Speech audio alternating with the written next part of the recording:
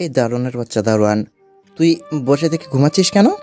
ঘুমাইনি তো, অনেকক্ষণ দাঁড়িয়ে থেকে হাঁপিয়ে গেছি, তাই একটু বসেছি স্যার। তুই বসবি কেন? তোকে কি আমরা বসে থাকার জন্য মাসে মাসে এতগুলো টাকা দিই? সরি ছোট সাহেব। আবার সরি? ওঠ, দাঁড়িয়ে থাক, একটুর জন্যও বসবি না। ঠিক আছে ছোট সাহেব। এত বড় একটা কোম্পানিতে তুই দারোয়ানের চাকরি করতে পারছিস, এটা তোর 7 জন্মের ভাগ্য। জি। আমি আর কখনো যদি তোকে দাঁড়িয়ে থাকতে দেখেছি, তাহলে তোর খবর আছে। আসুন, আমার বাবা আসছে, তার সাথে ভালো ব্যবহার করবি। ঠিক আছে। হুম। এরপর সে চলে গেল। আমি লাঠিটা হাতে নিয়ে দাঁড়িয়ে রইলাম। আসলে আমি হলাম এই চৌধুরী গ্রুপ অফ কোম্পানির দারোয়ান। আর যে আমায় ধমক দিয়ে গেল ওটা রনি চৌধুরী, মানে এই কোম্পানির মালিক শফিক চৌধুরীর ছেলে। অনেক অহংকারী একটা ছেলে।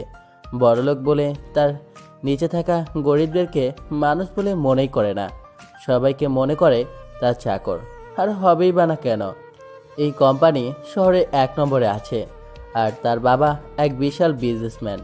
অনেক টাকা পয়সা, কোনো কিছুর অভাব নেই তার, তাই এত অহংকার তার। মানুষকে মানুষ বলে মনেই করে না। আমি দারুণ হয়েছি বলে আমায় যা ইচ্ছা তাই বলে গেল, যখন ইচ্ছে থাপ্পড় মারে। কিন্তু তবুও আমি এই কোম্পানিতে চাকরি করছি, এরও এক বিশাল কারণ আছে, যা এখন বলার মতো নয়। সময় হলে সব জেনে যাবেন। সেই সকাল থেকে 12টা পর্যন্ত দাঁড়িয়ে থাকা কোনো মুখের কথা নয়। হাত পা অবশ্যই আসছিল, মাথাটা ঘুরপাক খাচ্ছিল। তখন আমি একটু বসি, আর ঠিক এই সময় রনি চৌধুরী এসে পড়ে। ব্যাস, ইচ্ছে মতো বকাবকি করে চলে গেল। আমি কোনো কথার জবাবই দিই না, কারণ আমি যদি কোনো জবাব দিই তাহলে হয়তো আমায় থাপ্পড় দিবে, নয়তো আমার বেতন থেকে টাকা কেটে নেবে। তাই আমি চুপচাপ এসব এসব শুনে যাই, কিছু বলিও না। শুধু একটাই কারণে, আর আমার হয়ে বলারও কেউ নাই, কারণ এই পৃথিবীতে আমার কেউ নাই। আমি চাকরিতে জয়েন দিয়েছি বেশি দিন হয়নি, হবে কয়েকটা মাস। আর এই কয়েক মাস কোম্পানির মালিক মানে শফিক চৌধুরী কোম্পানিতে আসে নাই, কারণ সে অনেক অসুস্থ ছিল, যার কারণে তার ছেলে রনি কোম্পানির দেখাশোনা করছিল। রনি চৌধুরী আসার পর আমার মতো দারোয়ানকে ইচ্ছে মতো টর্চার করত, আর সেই জন্য হয়তো দারোয়ান চাকরি ছেড়ে চলে গেছে। ফলে রনি চৌধুরী দারোয়ান যোগ করার জন্য সার্কুলার ছাড়ে, আর সেটা আমার চোখে পড়ে। তখন আমি বেকার সময় কাটাইতাম। বেকার হলেও, বেকার বললেও ভুল হবে, একটা বইয়ের দোকানে থাকতাম। কিন্তু সেটা বাদ দিয়ে আমি চলে আসি এই দারোয়ানের চাকরি করতে। চাকরিতে আমার তেমন অভিজ্ঞতা নেই, তবে এইসব যে চাকরি এটা আমি আগে জানতাম না। একটা দারোয়ান বলে যে এভাবে টর্চার করবে, এটা কোনো মানুষের কাজ নয়। আর যে টর্চার করে সে যদি এমন পজিশনে একটাবার আসে, তাহলে তার শিক্ষা হবে গরিব মানুষের সাথে কেমন আচরণ করতে হয়। তো যাই হোক, লাঠি হাতে নিয়ে দাঁড়িয়ে আছি আমি, আর সময় গুনছি কখন আমার ডিউটি শেষ হবে আর কখন আমি এই জেলখানা থেকে বের হতে পারবো। দাঁড়িয়ে থাকতে থাকতে অনেকটা সময় কেটে গেল। একটু পর গেটের বাইরে গাড়ির হর্ন বাজলো। আমি তাকিয়ে দেখি গাড়িটা এই কোম্পানির। এই কোম্পানির যতগুলো গাড়ি আছে সবগুলোতে এই কোম্পানির লোগো মারা আছে, যা যে কেউ দেখলে খুব সহজেই বুঝে ফেলবে। আমিও তাই দেখে বুঝলাম, আর গেট খুলে দিলাম। গেট খোলার সাথে সাথে রনি এসে আমায় জোরে একটা থাপ্পড় দিয়ে দিল। আমি গালে হাত দিয়ে দাঁড়িয়ে রইলাম। এই গেট খুলতে এতক্ষণ সময় লাগে কেন রে? নিশ্চয়ই তুই আবার ঘুমাচ্ছিলি। না ছোট সাহেব, আমি তো দেখছিলাম কার গাড়ি। আমাদের গাড়ি দেখে আমি সঙ্গে সঙ্গেই দরজা খুলে দিলাম। কি রে, তুই আমাদের বলছিস কেন? এটা কি তোর বাপের বাড়ি যে তোদের হাত যে তোদের হতে যাবে? আসলে ছোট সাহেব, কোম্পানির গাড়ি হলে তো কোম্পানির সমস্ত চাকর বাকরদেরও হয়, সেই জন্য তো তারা নিজের মতো করে সেসব যত্নে রাখে। তোর সাহস কত আমার মুখে মুখে তর্ক করিস? তোকে তো আমি পরে দেখে নিব। কেন? ও এমন কি করছে? আমাদের মাঝে পাশ থেকে এমন কথা শুনে আমি ঘুরে তাকালাম, আর তাকিয়ে দেখি রনির বাবা মানে শফিক চৌধুরী দাঁড়িয়ে আছে। বাবা ও গেট খুলে দেওয়া বাদ দিয়ে ঘুমাচ্ছিল। তারপর ওকে কেন মারলে? ও তেমন কিছু না বাবা, তুমি চলো। Tell me. আসলে ও বলছিল এসব বাড়ি গাড়ি নাকি ওর। হ্যাঁ, ও তো ঠিকই বলছে। মানে? এইটুকু সাধারণ জ্ঞান নেই তোমার মধ্যে? এই কোম্পানিতে থাকা সমস্ত জিনিসপত্রের উপর সমস্ত কর্মীদের অধিকার আছে, কিন্তু তারা মালিককে সম্মান জানিয়ে সেই অধিকার চায় না। সরি বাবা। সরি আমাকে নয়, ওকে বলো। কি বলছেন? একটা 2 টাকার দারোয়ানকে আমি সরি বলবো? এটা কখনো সম্ভব নয়। তোমাকে বলতে হবে। বড় সাহেব, বাদ দেন তো, আমরা গরিব মানুষ। আপনাদের কাছে অপমান হলে আমাদের সম্মান হারায় না, কিন্তু আপনারা বড়লোক মানুষ, আমাদের সামনে ছোট হলে খারাপ দেখাবে। দেখো, শেখো কিছু এর কাছ থেকে। সামান্য দারোয়ান হয়ে যতটুকু জ্ঞান রাখে, তুমি আমার ছেলে হয়ে এতটুকু জ্ঞান রাখো না। সরি বাবা, এমন ভুল আর কখনো হবে না। চলো ভেতরে। তারপর শফিক চৌধুরী আর রনি চৌধুরী ভিতরে চলে গেল। আমি আবার গেট লাগিয়ে দিয়ে আবার এসে দাঁড়িয়ে পড়লাম। জানি না আজকে ছোট সাহেব আমার উপর কি অত্যাচার করবে, তবে তার চোখ মুখ দেখে মনে হচ্ছিল সে কিছু একটা করবেই। আমি দাঁড়িয়ে দাঁড়িয়ে এসব ভাবছিলাম। গেটের ফাঁক দিয়ে বাইরে চোখ গেল, আর দেখলাম একটা যুবতী মেয়েকে একটা বয়স্ক মহিলা মারছে আর নিয়ে যাচ্ছে। যুবতী মেয়েটার চোখ দিয়ে অঝরে অশ্রু বয়ে যাচ্ছে, চোখ দিয়ে আশেপাশে সাহায্যর ইশারা করছে।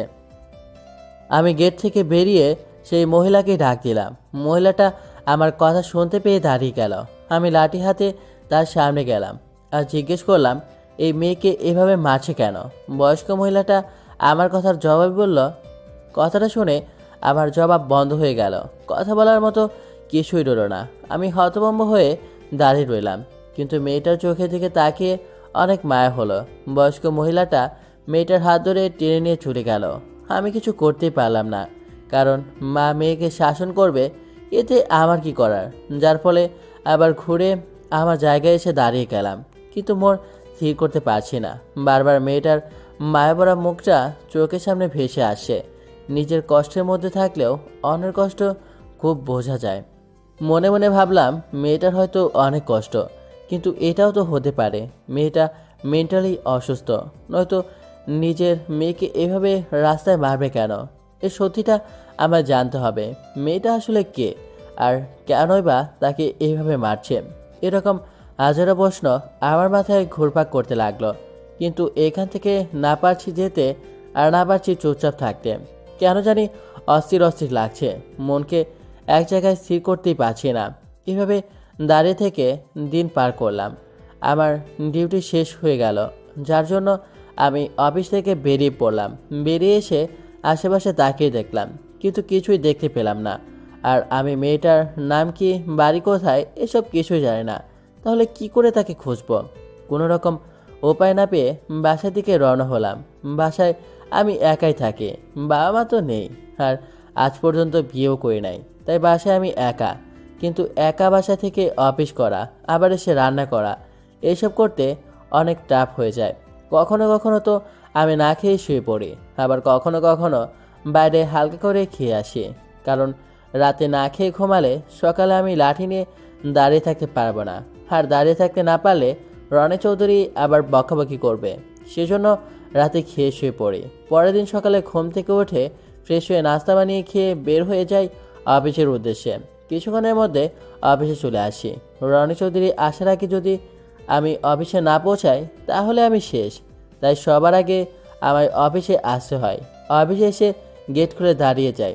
একটু পর থেকে সব কর্মীরাও আসতে শুরু করে, তবে ইচ্ছে মতো কেউ প্রবেশ করতে পারে না। সবার কাছে একটা করে কার্ড আছে, ওটা দেখালে তারপর আসতে পারবে। এখানে আমার সাধারণ কাজ হয়ে থাকে। আমি তাদের কার্ড হাতে নিয়ে সেই কার্ডে থাকা ছবি আর যার গলায় আছে তার চেহারা যদি মিলে যায় তাহলে তাকে ভিতরে যেতে দেওয়া হয়। আমি আসার পর থেকে আজ পর্যন্ত কারোরটা অমিল হয়নি, কারণ বড় কোম্পানি এটা, যার কারণে অনেক সিকিউরিটি, অনেক, সেখানে ফাঁকি দেওয়ার মতো কারো ক্ষমতা নেই। একটু কাজে যদি ফাঁকি দেয় তাহলে সেটাও মালিক জেনে যায়, তাই সবাই অনেক সতর্কতার সহিত কাজ করে। আমি সবাইকে একে একে চেক করে প্রবেশ করিয়ে দিই, আর আবার আগে জায়গায় দাঁড়িয়ে থাকি। তবে আজকে অন্য একটা মতলব নিয়ে দাঁড়িয়ে আসে, যেটা হলো কালকের ওই মেয়েটা যদি এখানকার হয় তাহলে নিশ্চয়ই আবার এই রাস্তা দিয়ে যাবে। তার সাথে কথা বলার আশায় আমি দাঁড়িয়ে থাকি। তখন বাইরে গাড়ির হর্ন বাজলো। আমি ভালো করে তাকিয়ে দেখি এই কোম্পানির গাড়ি, তাই তাড়াতাড়ি গেট খুলে দিলাম। ড্রাইভার গাড়ি নিয়ে ভেতরে আসলো। তখন আমি আবার গেট বন্ধ করে দিলাম। আমি নিশ্চিন্ত থাকি, আজকে আমার কপালে কিছু একটা আছে। কিন্তু তখনই গাড়ি থেকে নেমে আসে চৌধুরী সাহেব, মানে বড় সাহেব, আর ছোট সাহেব নেই। মনে মনে একটু খুশি হই, যাক আজকে হয়তো নির্ভয়ে থাকা যাবে। বড় সাহেব গাড়ি থেকে নেমে অফিসে চলে যায়। আমি তার দিকে কিছুক্ষণ তাকিয়ে থাকি, তারপর আবার আমার কাজে আমি মন দিই। আমি দাঁড়িয়ে থাকতে দেখি কলেজের ছাত্রছাত্রীরা কলেজে যাওয়া শুরু করে দিয়েছে। আমি আরও ভালোভাবে দেখতে থাকি, যে করেই হোক মেয়েটাকে খুঁজে বের করতে হবে। দেখতে দেখতে অনেকগুলো ছাত্রছাত্রী চলে যায়, কিন্তু কালকের মেয়েটাকে আমি আর দেখতে পাই না। তাই ভাবলাম হয়তো মেয়েটা মেন্টালি অসুস্থ, তাই কালকে অমন হয়েছিল। দেখতে দেখতে সবাই কলেজে চলে যায়, আর কলেজে যাওয়ার ছাত্রছাত্রী শেষ হয়ে যায়। কিন্তু তবুও কালকের মেয়েটাকে আমি খুঁজে পেলাম না। তবে কি আমার ভাবনাটাই ঠিক? মেয়েটা কোনো সাধারণ মেয়ে নয়, কিন্তু কি করে হতে পারে? এত সুন্দর একটা মেয়ে পাগল হবে কি করে? নিচে নিচে দাঁড়িয়ে থেকে এসব আজেবাজে কথা ভাবছিলাম। ঠিক এমন সময় সামনে চোখ পড়তে দেখি একটা মেয়ে ব্যাগ কাঁধে নিয়ে জোরে জোরে হেঁটে আসছে। আমি ভালো করে তাকিয়ে দেখি এটা তো কালকের মেয়েটাই। আমি তাড়াহুড়ো করে গেট থেকে বের হই, কিন্তু মেয়েটা জোরে জোরে যাচ্ছে। মনে হয় কলেজে দেরি হয়ে যাচ্ছে। এই যে শুনছেন, আমি এটা বলে ডাক দিলাম। মেয়েটা থমকে দাঁড়িয়ে পেছনে তাকালো। পেছনে তাকিয়ে আমায় দেখতে পেয়ে অনেকটা লজ্জা পেল, যা তার চোখ দেখে বোঝা যাচ্ছিল। আপনার সাথে আমার কিছু কথা আছে। সরি, আমার কলেজে লেট হচ্ছে, পারবো না। তাহলে অন্তত আপনার নামটা বলেন। কেন? নাম শুনে কি করবেন? দরকার আছে, বলেন না। আমার নাম বৃষ্টি। খুব সুন্দর নাম। জি ধন্যবাদ, বাই। এই কথা বলে আবার বৃষ্টি সামনের দিকে জোরে জোরে পা চালিয়ে হাঁটতে লাগলো। আমিও তাও যার দিকে তাকিয়ে রইলাম। কিছু দূর যাওয়ার পর আবার একটু পিছনে তাকিয়ে মুচকি হাসি দিল। তাই আমিও আর বেসমাজি হলাম না, আমিও মুচকি হাসি দিলাম। এই হাসাহাসি করা শেষ হলে আমি এসে লাঠি নিয়ে দাঁড়িয়ে পড়লাম। ভাবলাম তার মানে মেয়েটা ভালো, কিন্তু কালকে ওর মা এইভাবে মেরে মেরে টেনে নিয়ে যাচ্ছিল কেন? কিছুই তো বুঝতে পারছি না। কি থেকে কি হচ্ছে কে জানে। একবার মনে হচ্ছে মেয়েটা অসুস্থ, আবার ভাবছি মেয়েটা সুস্থ, কিন্তু কোনো মতেই অটুট থাকতে পারছি না। আমি দাঁড়িয়ে দাঁড়িয়ে এসব ভাবছিলাম, তখন বাইরে আবার গাড়ির হর্ন বাজলো। আমি তাকিয়ে দেখি এটাও কোম্পানি, তাই দেরি না করে খুলে দিলাম। গাড়িটা ভেতরে আসার পর আমি গেট লাগিয়ে দিয়ে আবার আগের জায়গায় দাঁড়িয়ে গেলাম।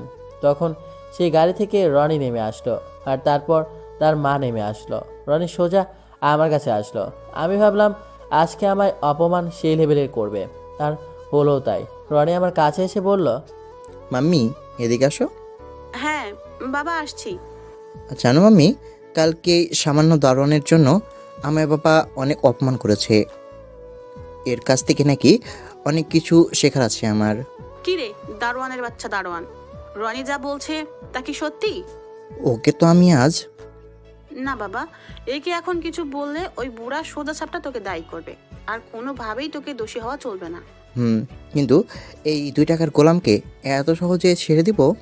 অনেক সময় আছে, মাথা ঠান্ডা রাখ। তুমি বলছো বলে থেমে আছি, নয়তো এতক্ষণে। এই তুই শোন, নেক্সট টাইম আমার ছেলেকে যদি তোর জন্য অপমান হতে হয়, তাহলে তোর কিন্তু নিস্তার থাকবে না, বুঝলি? ঠিক আছে মেম সাহেব। রনি, এ মুখে মাস্ক পরে আছে কেন? কি জানি মাম্মি। এই তুই বল, মুখে মাস্ক কেন পরে আছিস? আসলে ম্যাডাম আমি অসুস্থ, তাই ডাক্তার বলেছে আমি যেন সবসময় মাস্ক পরে থাকি। তুই মাস্ক খোল তো দেখি তুই কত বড় অসুস্থ ব্যক্তি। ম্যাডাম মাস্ক খুললে আমার সমস্যা হবে নিঃশ্বাস নিতে। তোকে খুলতে বলছে, তুই খুলবি। প্লিজ ম্যাডাম, আমার অনেক কষ্ট হবে। কি, তুই এই বিশাল কোম্পানির মালিকের স্ত্রীর কথা অমান্য করছিস? আমি হঠাৎ পকেটে হাত দিয়ে ফোন বের করে কানে ধরলাম, তারপর কথা বলে আবার ফোন পকেটে রেখে দিলাম। ম্যাডাম আপনার বড় সাহেব ডাকছে। হ্যাঁ মাম্মি, বাবা আমার ফোনে বারবার কল দিচ্ছে, মনে হয় খুব জরুরি। চল। এই দারোয়ান, তুই আজকে তো বেঁচে গেলি, কিন্তু একদিন তোকে ধরবো। আমি কিছু না বলে নিচের দিকে তাকিয়ে রইলাম। রনির মা আমার ইচ্ছে মতো বকাবকি করতে করতে অফিসের ভিতর চলে গেল। আমি কোনো কিছুর উত্তর না দিয়ে দাঁড়িয়ে রইলাম। দেখতে দেখতে সময় কেটে গেল। দুপুর পেরিয়ে প্রায় বিকেলের কাছাকাছি চলে এসেছে। এমন সময় দেখলাম রাস্তায় কলেজের ছাত্ররা সাইকেল নিয়ে চেঁচামেচি করতে করতে যাচ্ছে। এটা দেখে বুঝলাম কলেজে ছুটি হয়ে গেছে আর এখন বৃষ্টি নিশ্চয়ই এদিক দিয়ে আসবে। তাই আমি এমন জায়গায় দাঁড়িয়ে রইলাম যেখান থেকে তাকিয়ে বাইরে সব কিছু দেখা যাচ্ছে। ঠিক সেখানে দাঁড়িয়ে বৃষ্টির জন্য অপেক্ষা করতে লাগলাম। দেখতে দেখতে কলেজের মেয়েরাও চলে আসলো আর একসময় বৃষ্টিও আসলো, তবে অনেক আগে থেকে আমার দিকে একটু একটু করে তাকাচ্ছে। আমিও তার দিকে তাকিয়ে রইলাম। এইটুকু জায়গা পার হওয়ার সময় সে অনেকবার আমার দিকে তাকালো আর তার পাশে তার বান্ধবীরাও ছিল, কিন্তু তারা এটা একটুও খেয়াল করে নাই। হাঁটতে হাঁটতে অনেকটা দূরে চলে গেল, যেখানে আমি আর বৃষ্টিকে দেখতে পেলাম না। কিন্তু বৃষ্টির চেয়ে থাকাটা আমার মনের মধ্যে দাগ কেটে গেল। কি সুন্দর, যেন একটা মায়া ধরানো দৃষ্টি। এমন দৃষ্টিতে আমি পড়ে তো পুরাই শেষ হয়ে যাব। কোনোভাবে সেই মুহূর্তগুলো বলতে পারছি না। নিজে নিজে দাঁড়িয়ে থেকে তার কথা ভাবছি আর মুচকি মুচকি হাসতেছি, কিন্তু কেন হাসি তা জানি না। তবে নিজের অজান্তেই হাসি আসে, কিছুই বুঝতে পারলাম না। আজকের আগে এমন অনুভূতি আর কখন আমার হয়নি, কখন এমন ছটফটানি রোগে আক্রান্ত হইনি। এর কারণও আমি খুঁজে পেলাম না, কিন্তু দোষীকে খুঁজে পেলাম, আর সেই দোষী হলো বৃষ্টি। কারণ তাকে দেখার পর থেকে আমার এমন হচ্ছে, কি জানি কি একটা কানেকশন চালু হয়ে গেছে তার সাথে। আমার সব কিছু যেন উল্টাপাল্টা লাগছে, তাকে ছাড়া কিছুই ভালো লাগছে না। দাঁড়িয়ে থেকে আনমনে এসব আবল তাবল ভাবছিলাম। এর মধ্যেই কখন যে সময় চলে গেছে টেরই পাইনি। ঘড়ির দিকে তাকিয়ে দেখি আর কয়েক মিনিট আমার ডিউটির সময় বাকি আছে। এটা দেখে মুখের এক কোণে আবার সেই মুচকি হাসি দেখা দিল, কারণ মনে মনে ভাবলাম, যাক, সময় পার করার একটা বিশাল ওষুধ পেয়ে গেছি আমি, যার কথা ভাবলে সময় নিজের অশান্তিই পেরিয়ে চলে যায় আর আমার ডিউটি করতেও তেমন কষ্ট হবে না। কিন্তু চিন্তা তো একটাই, রণে যদি এসে আমায় এভাবে চিন্তিত অবস্থায় দেখে তাহলে না জানি কতই না অপমান করবে। আর তাই যেদিন রনি আসবে সেদিন একটু সাবধানে থাকতে হবে, যাতে রনি এসে অপমান করার কোনো সুযোগই পায় না। এমন সময় দেখলাম আমার ডিউটির সময় শেষ আর নাইট ডিউটির লোক এসে পড়েছে। তাই আমি আর দাঁড়িয়ে না থেকে বাসা থেকে রওনা হলাম। খুশি খুশি মনে হাঁটতে হাঁটতে বাসায় চলে আসলাম। বাসায় এসে গোসল করে ফ্রেশ হয়ে নিলাম। অবশ্য সকালে গোসল করে যাই, কিন্তু প্রতিদিন করতে পারি না। ঘুম থেকে উঠতে একটু দেরি হলে সেদিন গোসল না করেই চলে যেতে হয়, যেমনটা আজকে হয়েছিল। সেজন্য এখন গোসল করতে হচ্ছে। গোসল করা শেষ করে রান্নাঘরে গেলাম। রান্না করার মতো তেমন কিছু নেই, তাই একটা ব্যাগ নিয়ে বাজারের উদ্দেশ্যে বের হলাম। ইচ্ছে মতো যা যা লাগবে সেসব কিনে নিলাম। অবশ্য নিজের ইচ্ছে মতো কিনবো না তো কার ইচ্ছে মতো কিনবো। আমার তো আদেশ করার মতো বউ নাই, তবে কিছুদিনের মধ্যে হয়ে যাবে। দুইজন মিলে মারামারি ঝগড়া করব আর রান্না করব। হাজার ঝগড়া হলেও কেউ কখনো কাউকে ছেড়ে যাব না। তো যাই হোক, এসব মনের ইচ্ছের কথা থাক। আপনাদের বলার পর যদি বাসও সেসব পূরণ না হয় তাহলে তো আমায় সবাই বাস দিবেন। প্রয়োজন মতো সব কিছু নিয়ে আবার বাসা দিকে রওনা হলাম। কিছুক্ষণের মধ্যে বাসা চলে আসলাম। বাসায় এসে একে একে দেখে শুনে ঠিকঠাক করে নিলাম।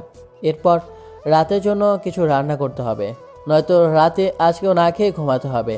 তাই আজকে আর না খেয়ে থাকতে চায় না। তাই কোনো রকম ভাবনা চিন্তা বাদ দিয়ে রান্না করা শুরু করে দিলাম। অনেকক্ষণ সময় কেটে গেল রান্না করতে লেগে।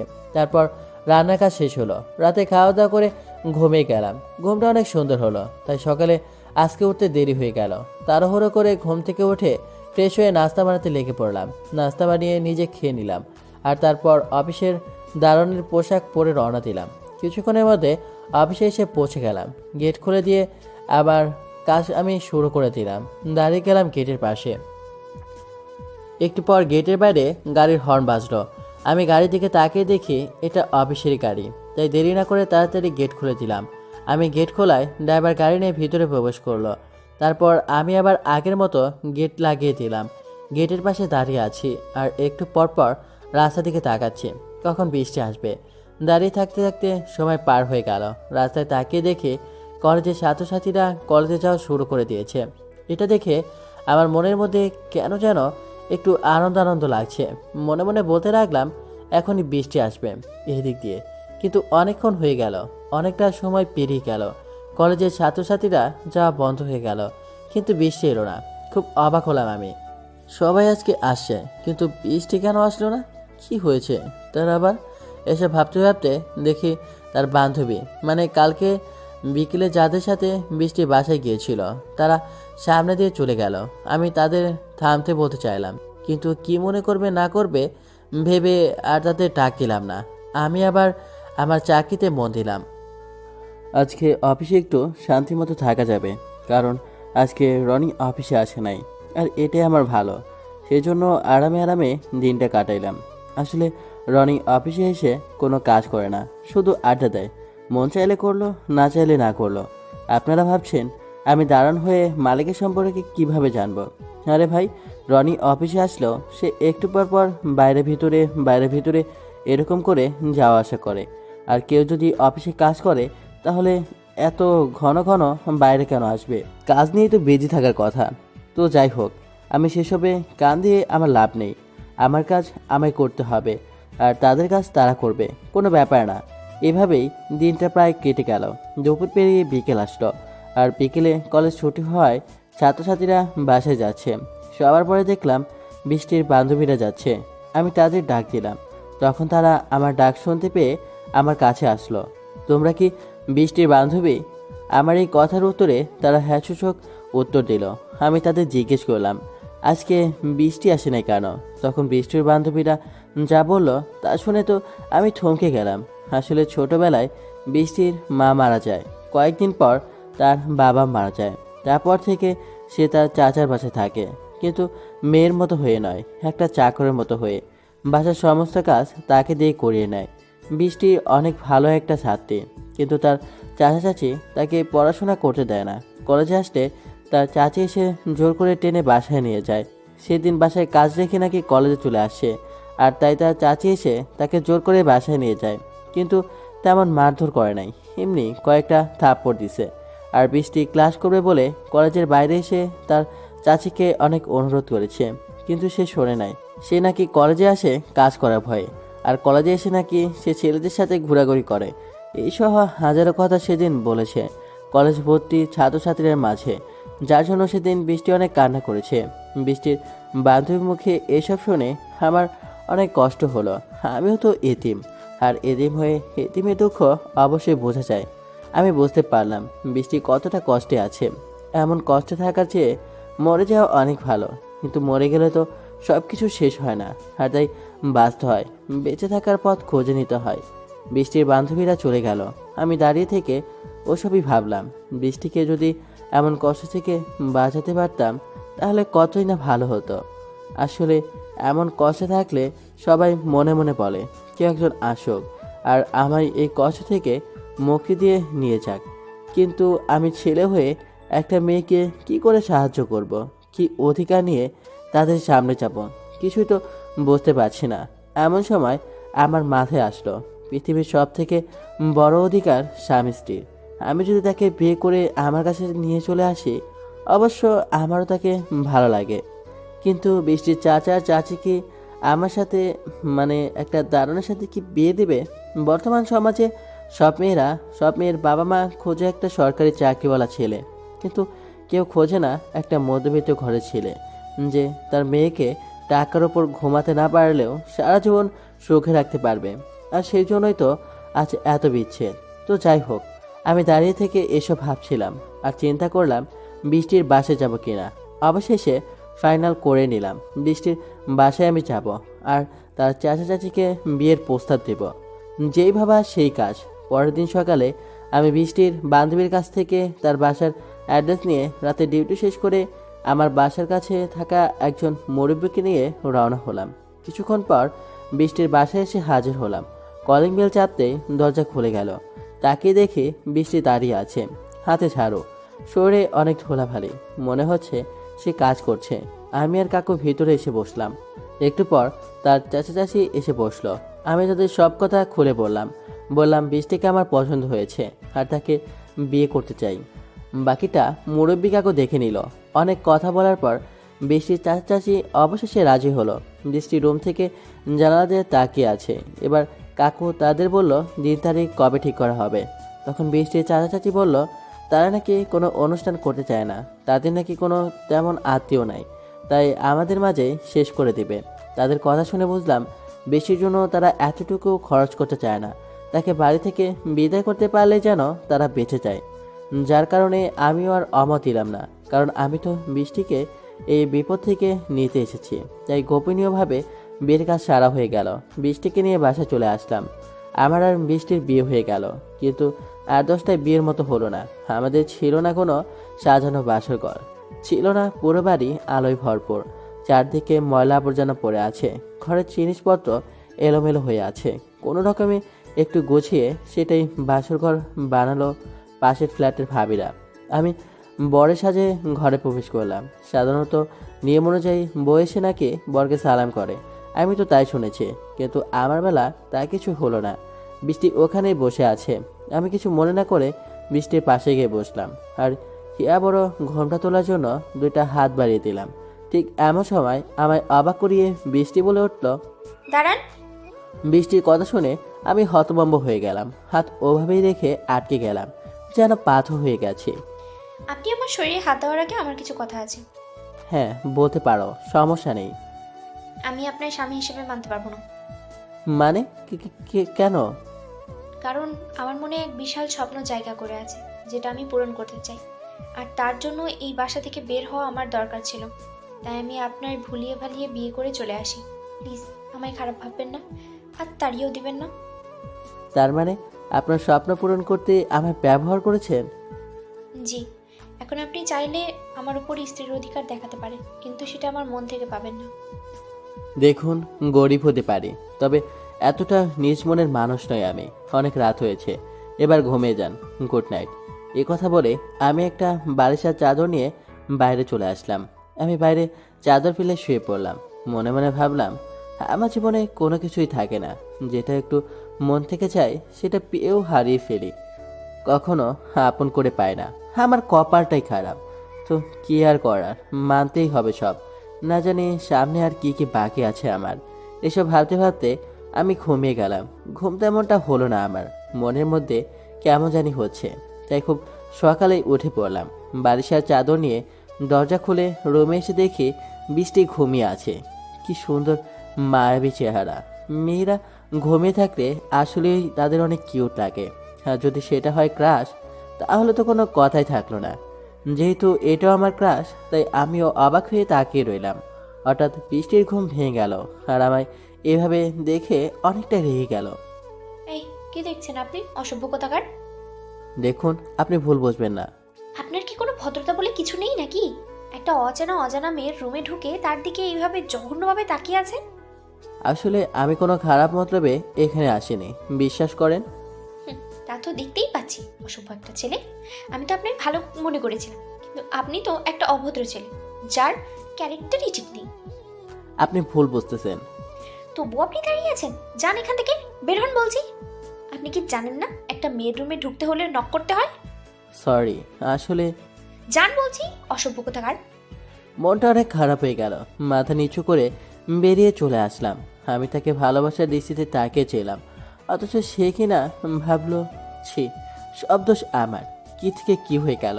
প্রথম দিনেই আমি বৃষ্টির কাছে ক্যারেক্টারলেস ছেলে হয়ে গেলাম। আর হবই তো, কারণ আমি তো তাকে ভালোবেসেছিলাম, কিন্তু সে তো আমায় ভালোবাসে নাই, আমায় শুধু ব্যবহার করেছে। খুব কষ্ট হচ্ছে এসব ভাবতে, তবুও সবটি মেনে নিলাম। আর আমার অফিসে যাওয়ার সময় হয়ে গেছে, তাই আমি রান্নাঘরে গিয়ে নাস্তা বানালাম। আগে শুনেছি বিয়ের পর বউ বরের জন্য নাস্তা বানায়, আর আজ প্রথম বর বউয়ের জন্য নাস্তা বানাচ্ছে। কি আজব একটা নিয়ম। নাস্তা বানানো শেষ হলে আমি নাস্তা করে নিলাম, আর বৃষ্টির জন্য নাস্তা নিয়ে এনে দরজার বাইরে টেবিলে রেখে দিলাম। বৃষ্টিকে ডাক দিয়ে নাস্তার কথা বলতে চাইলাম, কিন্তু তাকে ডাকার মতো সাহস আর মুখটা কোনোটাই নেই আমার। তাই আমি তাকে না দেখে দরজা লাগিয়ে দিয়ে বেরিয়ে চলে আসলাম। আজকে অনেকটা দেরি হয়ে গেছে। ঘুম থেকে উঠলাম অনেক আগে, কিন্তু তবু আজকে অফিসে দেরি। কি ভাগ্য আমার।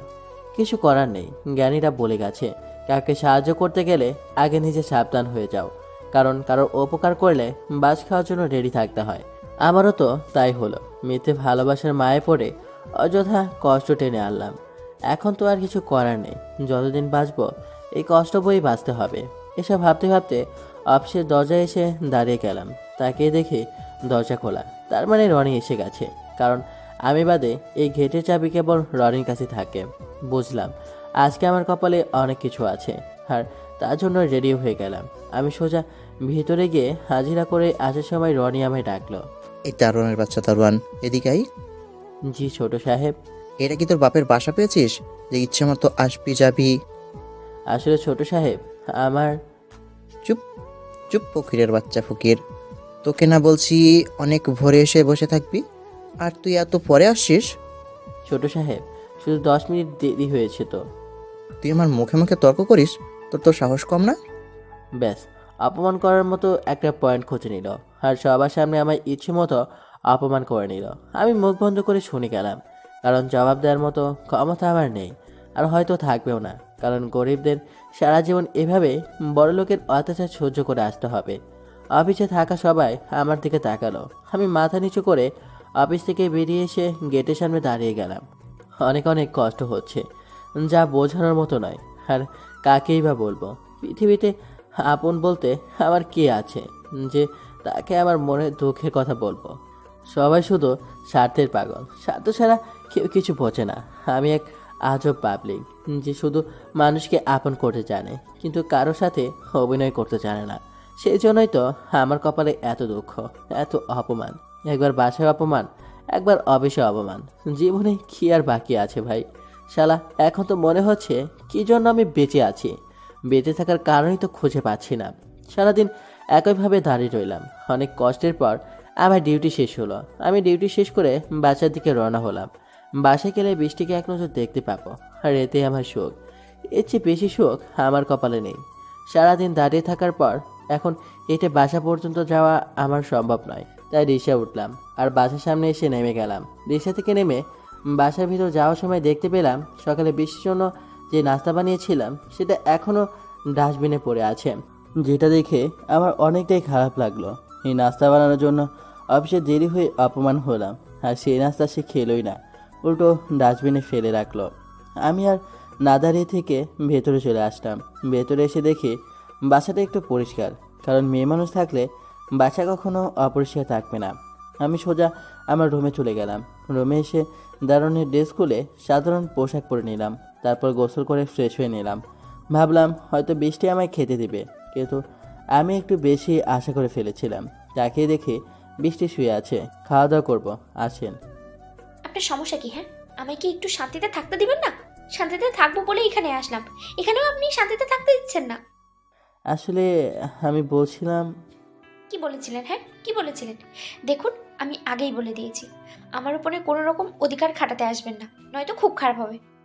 আমি ভাবছি হয়তো আপনি খাননি, তাই। আমি কি ছোট বাচ্চা যে না খেয়ে শুয়ে থাকবো? ও সরি। আইসে দয়ালু।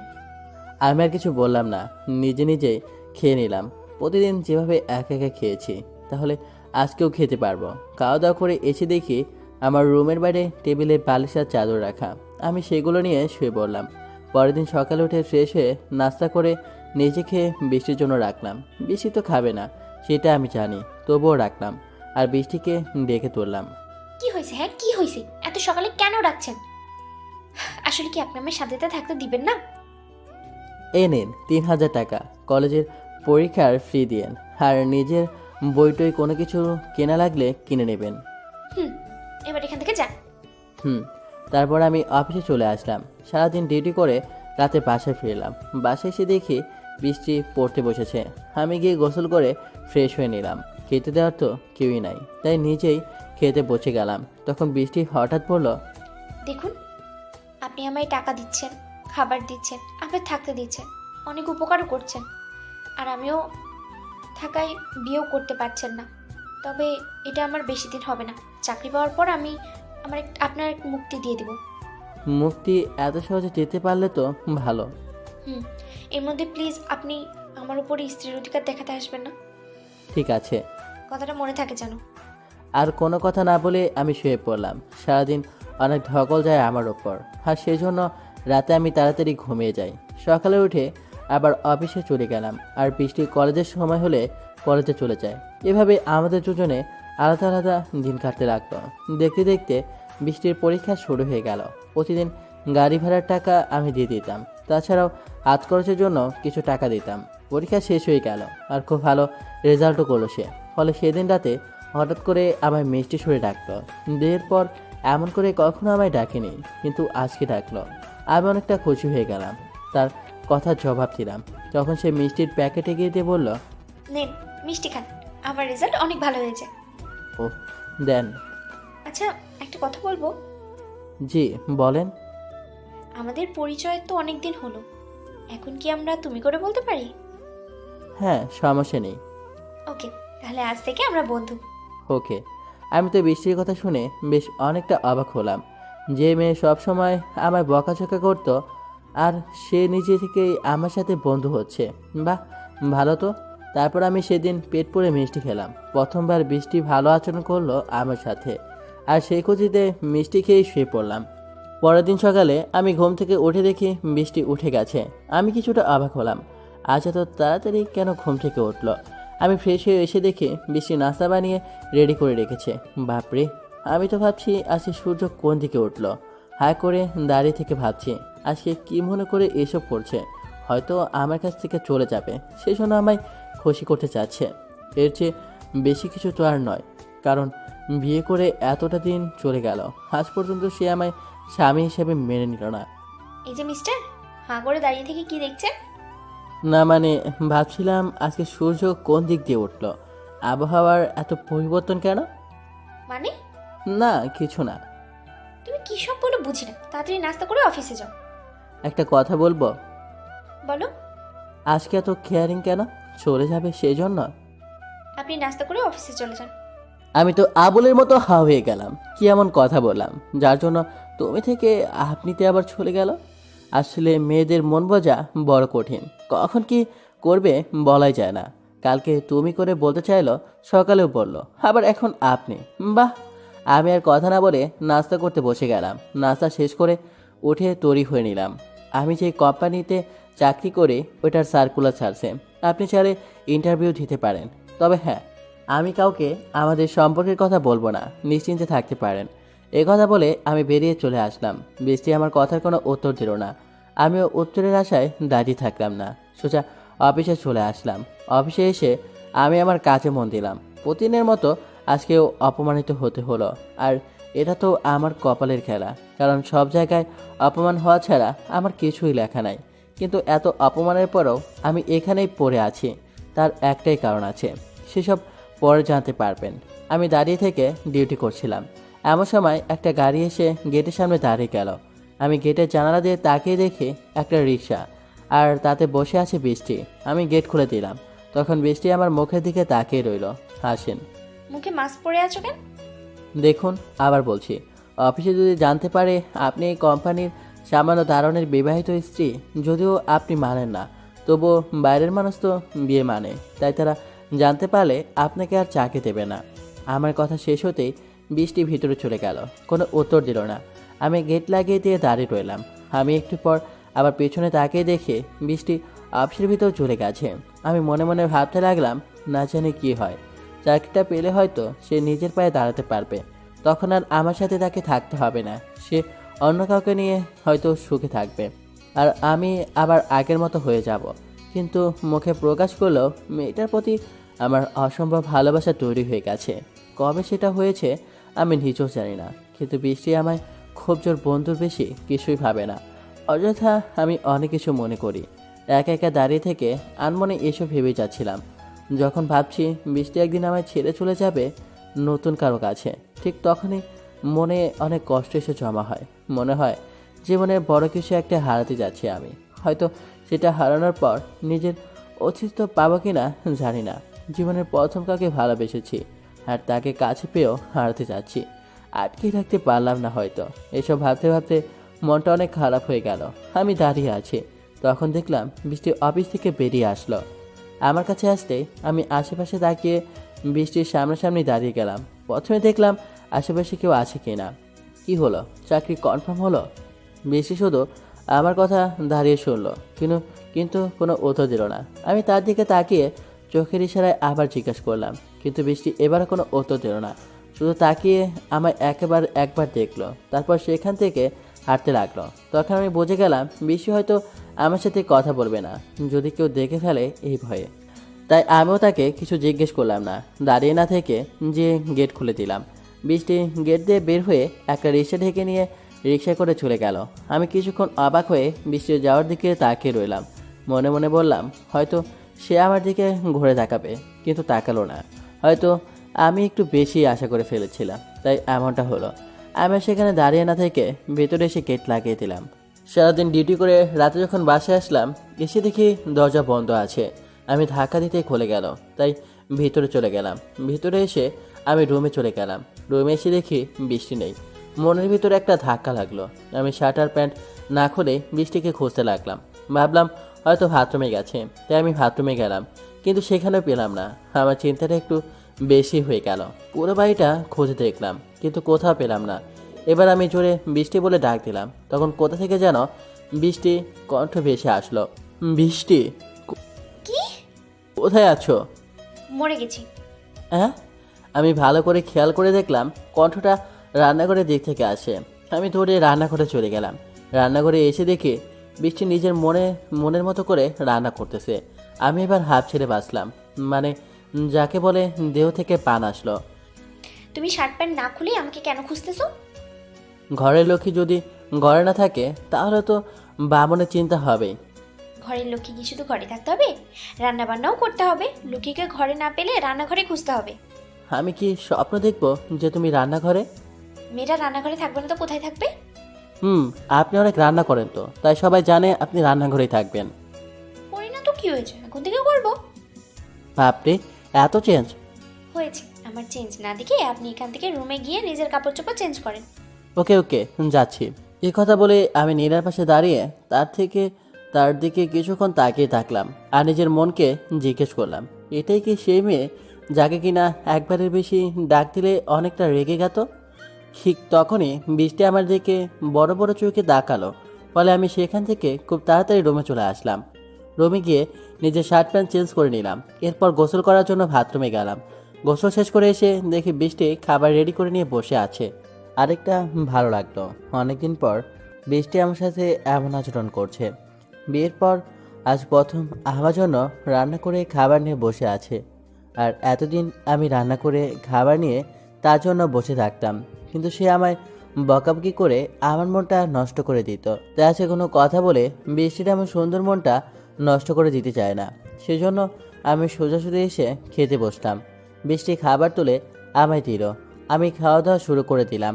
খাওয়া দাওয়া শেষ করে আমি আমার রুমে গিয়ে বালিশ চাদর নিয়ে বাইরে ঘুমাতে আসছিলাম, তখন বৃষ্টি আমায় আটকালো। দেখো, এখন বাইরের আবহাওয়াটা না অনেক খারাপ। বাইরে ঘুমালে তুমি অসুস্থ হতে পারো। তাই তুমি আজ থেকে ঘরে ঘুমাবে। আরে না না, আমার কিছু হবে না। অনেকদিন থেকে বাইরে ঘুমিয়ে আমার অভ্যাস হয়ে গেছে। অভ্যেস হয়েছে কি না তা জানি না, কিন্তু আজ থেকে তুমি ঘরে ঘুমাবে। কি বলছো? হ্যাঁ, তোমার সাথে আমি কি করে ঘুমাবো? আমি তোমার কাছে ঘুমালে তোমার অসুবিধা হবে। অসুবিধা হলে আর ঘুমাতে বলতাম না। তাছাড়া তুমি আর আমি বন্ধু, আর আমি বন্ধু হয়ে আমার বন্ধুকে অসুস্থতার দিকে ঠেলে দিতে চাই না। আচ্ছা ঠিক আছে, তবে তুমি খাটে ঘুমাবে আর আমি নিচে। ওকে, ঠিক আছে। তারপর আমি বালিশ আর চাদর নিয়ে বাইরে না গিয়ে রুমের দরজা বন্ধ করে ঘরের মধ্যে মাটিতে শুয়ে পড়লাম। আর বৃষ্টি খাটের ওপর শুয়ে পড়ল। শুয়ে থেকে মনে মনে অনেক হাসলাম, কারণ এতদিন পর বৃষ্টি আমার ওপর একটু হলেও অধিকার দেখাচ্ছে, যা আমি অনেক আগে থেকেই আশা করছিলাম, কিন্তু তখন পাইনি। এখন পেয়েও কোনো লাভ হবে না। কয়েকদিন পর চলে যাবে অন্য এক নতুন ঠিকানায়। আমি নামক ছেলেকে আর চিনবে না, নতুন কাউকে নিয়ে জীবন শুরু করবে। চোখ বন্ধ করে এসব ভাবতে ভাবতে ঘুমিয়ে গেলাম। সকালে বৃষ্টি ঢাকে ঘুম ভাঙলো। চোখ খুলে দেখি নাস্তা হাতে নিয়ে দাঁড়িয়ে আছে বৃষ্টি। আমি আমার নিজের চোখে বিশ্বাস করতে পারলাম না। চোখগুলো ভালো মতো মুছে আবার তাকালাম। এবারও দেখি বৃষ্টি দাঁড়িয়ে আছে। তাই আমি আর শুয়ে না থেকে উঠে চলে গেলাম ফ্রেশ হতে। ফ্রেশ হয়ে এসে নাস্তা করে অফিসের উদ্দেশ্যে বের হব। তখন বৃষ্টি বলল, দুজনের অফিস যখন একই জায়গায়, তাহলে দুজনে একসাথে গেলেই ভালো হয় না? দেখো বৃষ্টি, তুমি হচ্ছ ওই কোম্পানির একজন অফিসার, আর আমি হচ্ছে একটা সামান্য দারোয়ান। তুমি আর আমি একসঙ্গে গেলে সবাই দেখে ফেলবে, আর তোমারই ক্ষতি হবে। তোমার যা ইচ্ছে করো।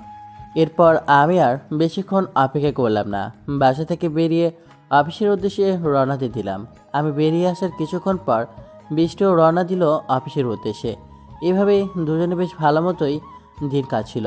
কিন্তু বৃষ্টির যে চাকরি পাওয়ার পর চলে যেতে চেয়েছিল, এটা আমি তাকে আর মনে করিয়ে দিলাম না, এবং বৃষ্টি চাকরি হওয়ার পর এই সম্পর্কে কোনো কথা বললো না।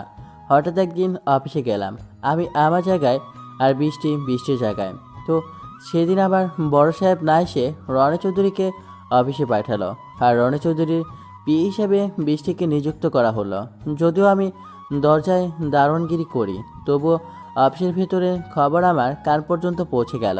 কিন্তু আমি কিছুই করলাম না, আগের মতোই রয়ে গেলাম, কারণ বৃষ্টি তো আমার কেউ হয় না। তাই অযথা তার ব্যাপারে কথা বলার হামিকে। বৃষ্টি নিজের জীবন নিজে সাজিয়ে নেবে, ওর যা ইচ্ছে তাই করবে, কারণ তার সাথে বিয়ে হয়েছে আমার। বিয়েটা আমি মানলেও বৃষ্টি তো আর মানে না।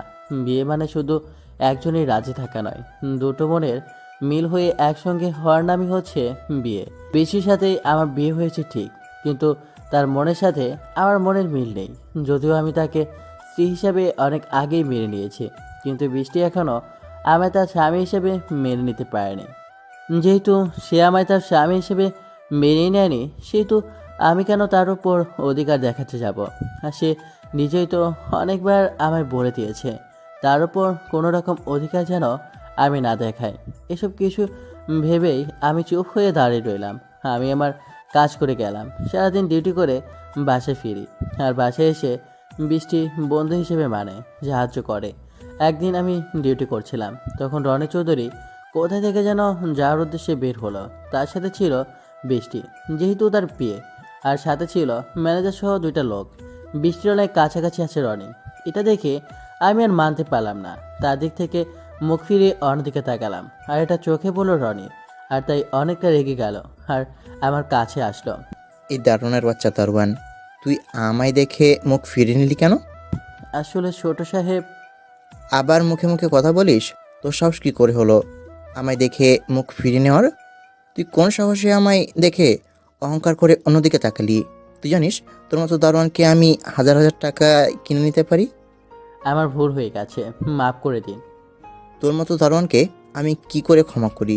তুই আমার পা ধরে মাপ চা, তাহলে আমি ক্ষমা করে দেব। আচ্ছা ঠিক আছে। এই বলে আমি মাটিতে বসে রনির পায়ে হাত দিলাম। এটা দেখে রনি সেই লেভেলের হাসতে শুরু করলো। কষ্টে আমার বুকটা ফেটে যাচ্ছে। আজ গরিব বলে এতটা অবহেলা। তারপরও আমি আবার উঠে দাঁড়ালাম, আর তখন রনি হাসতে হাসতে আমায় বলল, নেক্সট টাইম এরকম ভুল আর কখনো করবি না। যদি করেছিস তাহলে তোর খবর আছে। জি। আর আমি যেন তোকে বসে থাকতে না দেখি। জি। তারপর বৃষ্টি আর রনি চলে গেল। আমি তাদের দিকে তাকিয়ে রইলাম। মনে হচ্ছে আমার কলিজাটা ছিঁড়ে চলে যাচ্ছে, আর আমি মনে হয় এক্ষুনি মরে যাব। চোখে পানি এসে জমা হলো, কিন্তু কিছু করতে পারলাম না, শুধু তাকিয়েই দেখলাম। কিছু যে দেখে বৃষ্টি একবার ঘুরে আমার দিকে তাকালো। আমি তাকে তাকানো দেখেই ভিতরে চলে আসলাম। আমি আমার কাজে মন দিলাম। এদিকে বৃষ্টি রনির সাথে চলে গেল। সারাদিন কেটে গেল, তবুও রনি আসলো না, আর বৃষ্টিও আসলো না। বিকেল হয়ে আসলো, তখন বাইরে গাড়ির হর্ন বাজলো। আমি গেট খুলে দিলাম, তখন ড্রাইভার গাড়ি নিয়ে ভিতরে গেল। গাড়ি থেকে নামতে নামতে রনি বৃষ্টির উদ্দেশ্যে বলল, আচ্ছা বৃষ্টি, এটা বললে না তুমি সিঙ্গেল নাকি মিঙ্গেল? রনি এমন কথা শুনে আমারও কলিজাটা কেঁপে উঠল। আমিও তাদের দিকে তাকালাম। বৃষ্টি গাড়ি থেকে নেমে সোজা আমার দিকে তাকালো। আমি তার দিক থেকে মুখ ফিরে নিলাম, আর মনে মনে বললাম যেন সিঙ্গেল বলে, কারণ সে তো সিঙ্গেলই আছে। বৃষ্টি অনেকক্ষণ চুপচাপ দাঁড়িয়ে রইল। এটা দেখে রনি আবার বৃষ্টিকে জিজ্ঞেস করলো। তখন বৃষ্টি বলল, স্যার, এসব কথা এখন থাক, এখন কাজের কথায় আসা যাক। এসব কাজকর্ম আমার দ্বারা হবে না। ও, তুমি শিখিয়ে দিলে আমি চেষ্টা করব। দেখুন স্যার, আমি কি করে শেখাবো? তুমি চাইলেই পারবো। বাদ দেন তো। ওকে। তারপর রনি আর বৃষ্টি অফিস চলে গেল। আমি তাদের বিপরীত মুখ হয়ে দাঁড়িয়ে রইলাম। তারা যাবার পর আমি ঠিক হয়ে দাঁড়িয়ে গেলাম। আমি ওসব চিন্তা মাথা নিতে চাইলাম না, কিন্তু বারবার সেসবই চোখের সামনে ভাসে। সারাদিন ডিউটি শেষ করে বাসায় চলে আসলাম। বাসায় এসে দেখি বৃষ্টি রান্না করতেছে। আমার আগেই বৃষ্টি চলে আসছে, তাই সে রান্না করতে লেগে গেছে। আমি বাসায় গিয়ে জামা কাপড় চেঞ্জ করে গোসল করতে চলে গেলাম। গোসল করে এসে দেখি বৃষ্টি খাবার নিয়ে রেডি বসে আছে। আমি তার সাথে কোনো কথা না বলে খেতে বসে গেলাম। বৃষ্টি আমার এমন আচরণ দেখে কিছুক্ষণ আমার দিকে তাকিয়ে রইল, কিন্তু আমি তার দিকে মোটেও চোখ দিলাম না। খাওয়া দাওয়া শেষ করে এসে বালিশ আর চাদর নিয়ে শুয়ে পড়লাম। একটু পর বৃষ্টি এসে ঘুমিয়ে পড়ল। আমি ঘুমিয়ে যাওয়ার অনেক চেষ্টা করলাম, কিন্তু ঘুমাতে পারলাম না। অনেক রাত হয়ে গেল। আমি উঠে দেখি বৃষ্টি ঘুমিয়ে গেছে। আমি তার মাথার পাশে কাঠের নিচে বসে তার চোখের দিকে তাকিয়ে রইলাম। কি এমন মায়া সেই চোখে, যার জন্য আমার সব কিছু ওলটপালট করে দিচ্ছে। বৃষ্টির চোখের দিকে এক দৃষ্টিতে তাকিয়ে থেকে অনেক কিছু মনে মনে ভাবলাম। অনেক স্বপ্ন তৈরি হয়ে গেল নিজের অজান্তে। জানি সেগুলো অপূর্ণই থেকে যাবে।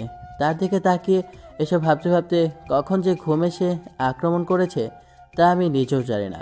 হঠাৎ আমার মাথায় কারো হাতের স্পর্শ পেয়ে আমার ঘুমটা ভেঙে গেল।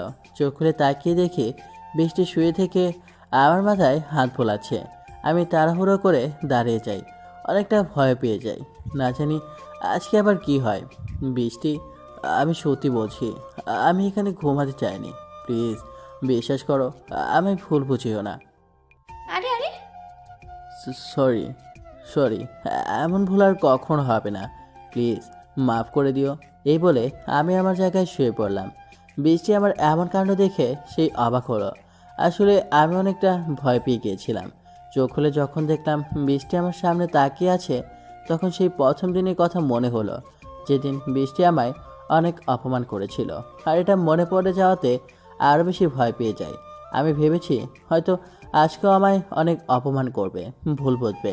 কারণ আজকে তো বৃষ্টির মাথার কাছে আমি মাথা দিয়ে ঘুমিয়ে আছি। তাই আমি ভয়ের ঠেলায় কি কি বলে দিয়েছি কে জানে। আর আমার এসব দেখে অবাক হয়ে গেছে বৃষ্টি। আমি ঘুমিয়ে গেলাম, আর বৃষ্টি কি করলো যায় না। পরদিন সকালে আমি উঠে ফ্রেশ হয়ে নিলাম, আর বৃষ্টি আমার জন্য নাস্তা নিয়ে আসলো। নাস্তা করে অফিসে চলে আসলাম। এভাবে আরও কয়েকটা দিন কেটে যায়। আমি সারাদিন কাজ করি, আর বৃষ্টি রনির বিয়ে হয়ে চাকরি করে। দিনে দিনে রনি বৃষ্টির উপর অনেকটাই বেশি নজর দিয়ে ফেলে। প্রতিদিন আমায় অপমান করতো রনি। বৃষ্টিও তার সাথে থাকতো, আর আমার সামনে দিয়ে রনি বৃষ্টির সাথে হেসে হেসে কথা বলতো। বাইরে এসে ফুচকা খেত, আরও কত কী করতো, যেগুলো দেখে আমি আর মানতে পারি না। বুকটা ফেটে যাচ্ছে আমার। আমি আর নিতে পারছি না। আমার কপালে এত কষ্ট কেন? কি এমন পাপ করেছি আমি, যার জন্য আমার এত কষ্ট? আমি যাকে ভালোবাসি, যাকে বিয়ে করে বাসায় তুলেছি, যার সাথে এতদিন কাটিয়ে দিলাম, যদিও আমরা দুজন আলাদা ছিলাম, কিন্তু আমি কি করে সেই ভালোবাসার মানুষ, পছন্দের মানুষকে অন্য মানুষের সাথে হেসে হেসে কথা বলতে দেখতে পারি বলেন তো? আমি কি করে আমার সামনে অনেক ছেলের সাথে ঘুরতে যেতে পারে? কি করে তাকে অন্য কারোর পছন্দের মানুষ হতে দেখতে পারি? মনে হচ্ছিল এসব দেখার আগে আমি কেন মরে যাচ্ছি না। মরে গেলেও অন্তত এসব দেখতে হতো না, এত কষ্ট হতো না। এসব দেখে আমি আর থাকতে পারছি না। আমার বুকে আর জায়গা নেই কষ্ট নেওয়ার মতো। এত কষ্ট কাকে বোঝাবো, কাকে বলবো আবার কষ্টের কথা? কষ্টের জন্য কখনো কখনো চোখ দিয়ে পানি চলে আসে, এমনকি চুপি চুপি কান্নাও করি অনেক সময়। কিন্তু দেখার মতো কেউ নেই, বোঝার মতো কেউ নেই। ডিউটিতে আমি দাঁড়িয়ে আছি, তখন গেটের বাইরে থেকে কে যেন ডাক দিল। আমি বাইরে তাকিয়ে দেখি একটা বাইক নিয়ে লোক দাঁড়িয়ে আছে। আমি বাইরে এসে সেই লোকটার কাছে দাঁড়িয়ে গেলাম আর বললাম, কি চাই? তখন লোকটা আমার হাতে একটা বক্স দিল। আমি সেটা নিয়ে আবার গেট লাগিয়ে দিলাম। এত বড় বক্স, অথচ একটুও ভারী নয়। কি আছে এটাতে? কি থাকতে পারে? কিন্তু তবুও আমি খুলে দেখলাম না। আমি সেটা নিয়ে সোজা রনির রুমে চলে গেলাম, কারণ এখানে রনির নাম লেখা ছিল। আমি যেয়ে দেখি রনির রুমে কয়েকটা লোক আছে, তার সাথে বৃষ্টিও আছে। তবে বৃষ্টি আর রনির রুমের মাঝামাঝি কাছের একটা দেওয়াল আছে। আমি দরজা দিয়ে দাঁড়িয়ে রইলাম আর ভিতরে যাওয়ার অনুমতি চাইলাম। তখন রনি অনুমতি দিল, আর বৃষ্টি আমার দিকে তাকিয়ে রইল। আমি বক্সটা রনির হাতে দিলাম আর বৃষ্টির দিকে একবার তাকালাম। আমি তাকাতে বৃষ্টি একটু হাসি দিল। আমি ঘুরে চলে আসার সময় দেখতে পেলাম রনি বক্স খুলছে, আর তাতে শুধু একটা পেপার মোড়ানো আছে। একটা পেপারের জন্য এত বড় বক্স, বিষয়টা খুব চিন্তার। ঠিক তখনই রনি আমার দিকে তাকালো বড় বড় চোখ করে। আমি আর দাঁড়িয়ে না থেকে সেখান থেকে বাইরে চলে আসলাম।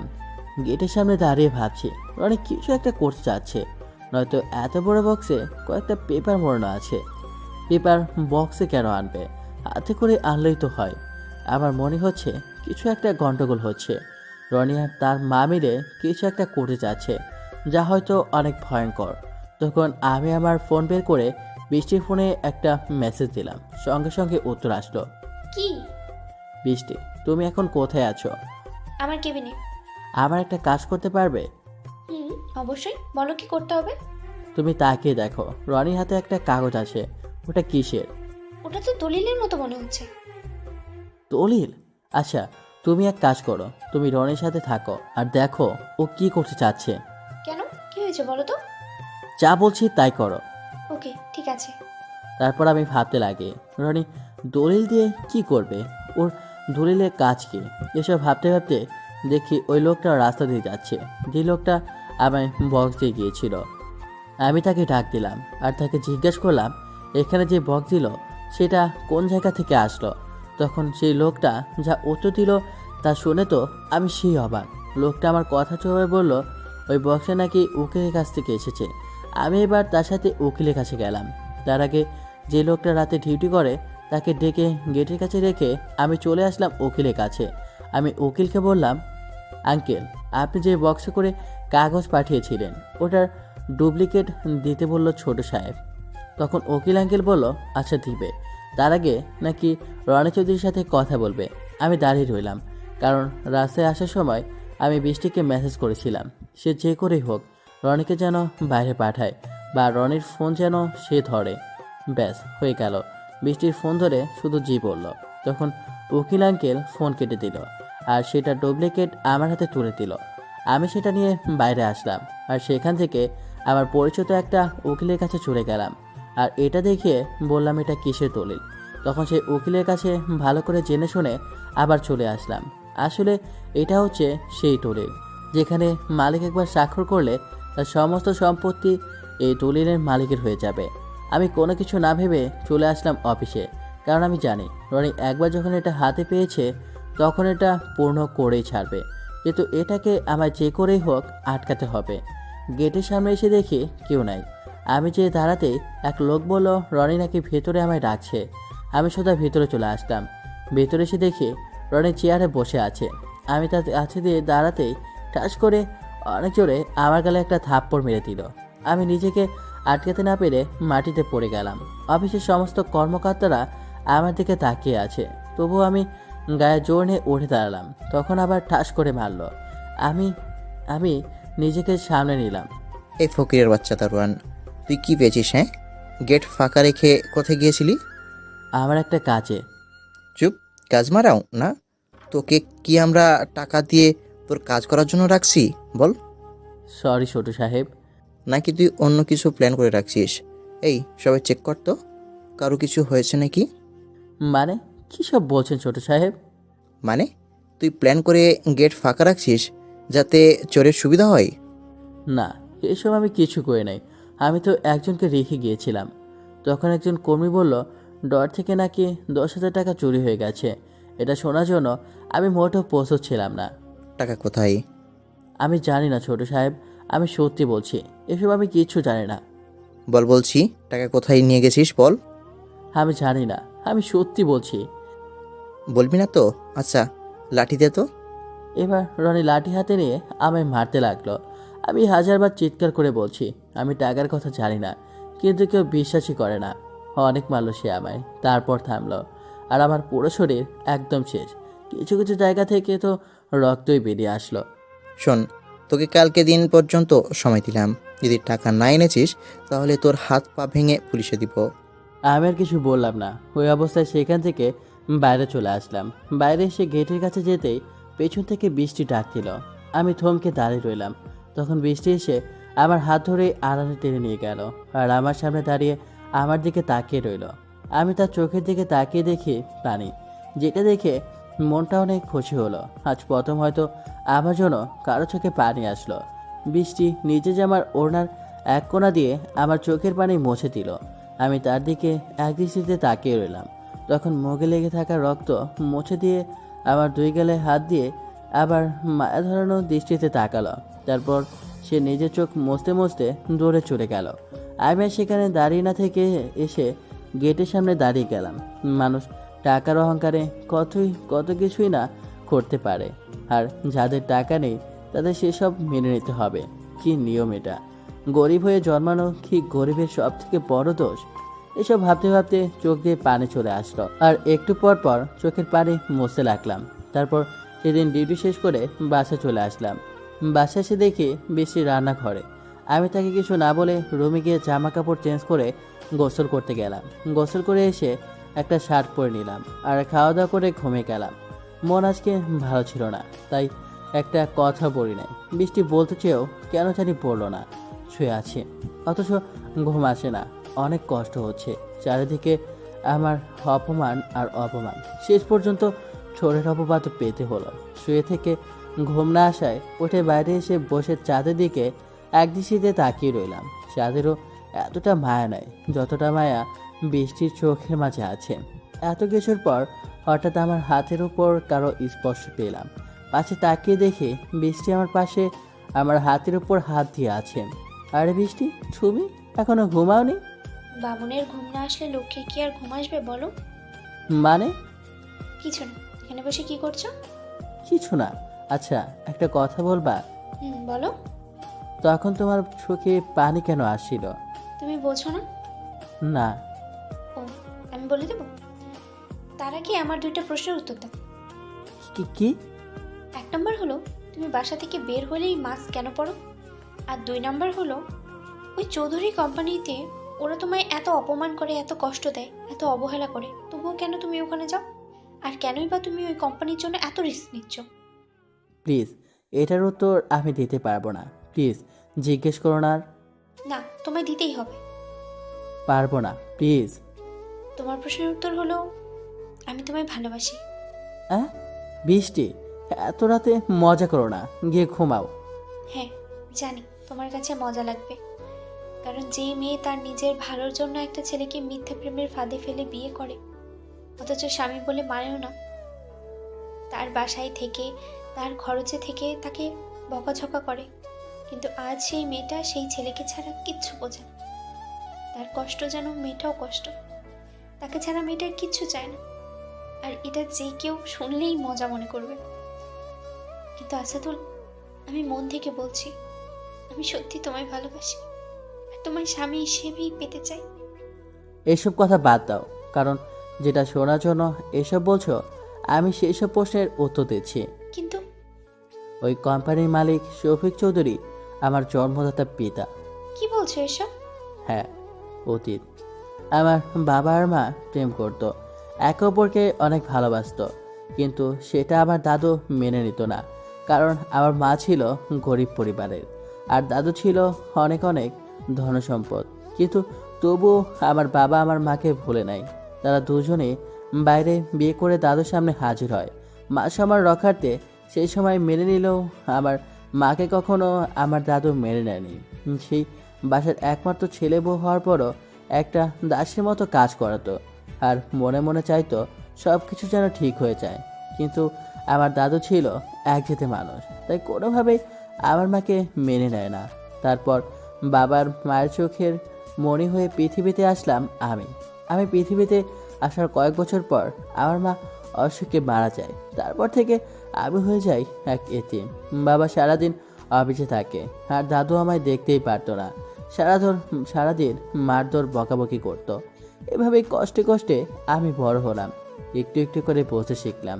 কিন্তু তখন আমার দাদু আমায় মেনে নেয়নি, আমায় মারধর করে, বকাবকি করে। এরপর বাবাকে আরেকটা বিয়ে দেয় দাদু। বাবা বিয়ে করতে চাইতো না, কারণ আমার মাকে প্রচণ্ড ভালোবাসতো। কিন্তু দাদু জোর করে বিয়ে দিয়ে দেয়, আর নতুন বউ বাসায় আসে। আমার হয় নতুন মা, কিন্তু নতুন মাও আমায় মেনে নিল না। সে আরও বেশি মারধর করে, ঠিকমতো খাবার দেয় না, সারাদিন না খেয়ে কাটাতে হয়।